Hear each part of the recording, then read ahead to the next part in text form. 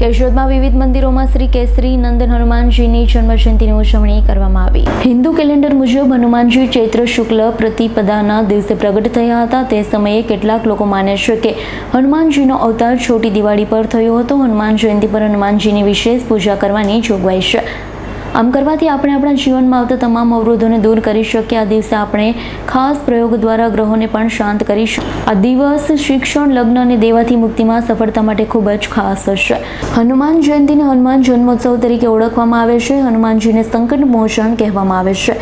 કહેવાય છે કે હનુમાનજીના નામથી જ દરેક પ્રકારનું સંકટ અને ભય દૂર થાય છે। સમગ્ર ભારતમાં હિન્દુ ધર્મના લોકો આ દિવસને ખૂબ જ ભક્તિભાવથી ઉજવે છે।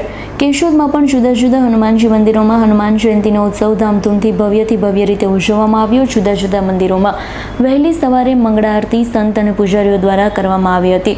દરેક મંદિરો વિવિધ શૃંગારથી શણગારવામાં આવેલા હતા। તેમજ યજ્ઞ, હવન, મહાઆરતી, હનુમાન ચાલીસાનું પઠન, ભજન, કીર્તન, જુદા જુદા કલાકાર દ્વારા વિવિધ કાર્યક્રમ કેશોદમાં યોજવામાં આવ્યા। કેશોદના જયનગરમાં આવેલા વીર હઠીલા હનુમાન દાદાના મંદિરે ભવ્ય કાર્યક્રમ યોજવામાં આવ્યો। કેશોદના મુખ્ય રામ મંદિર, તોરણિયા હનુમાન, ઝુલિયા હનુમાન, કેશોદના મુખ્ય મઠિયા હનુમાન, દાતરિયા હનુમાન જેવા બધા જ મંદિરોમાં હોમ હવન અને ભક્તજનો માટે ભોજન પ્રસાદની વ્યવસ્થા કરવામાં આવી। સૌ લોકોએ હનુમાનજીના દર્શનનો લાભ લઈ ભક્તોએ ધન્યતા અનુભવી હતી। જય શ્રી રામ। આજે હનુમાન જયંતિનો જન્મોત્સવના નિમિત્તે શ્રી રામજી મંદિર કેશોદમાં એસબી પાસે આવેલા છે અને પૂજારી ઉદયભાઈ ભટ્ટ બોલું છું।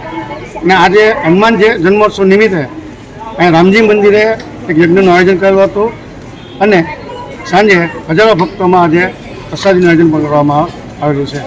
જય શ્રી રામ। રાવલિયા મધુનો રિપોર્ટ, S9 ન્યૂઝ, કેશોદ। અમારી તમામ માહિતીથી અપડેટ રહેવા માટે જોડાયેલા રહો S9 ન્યૂઝ સાથે।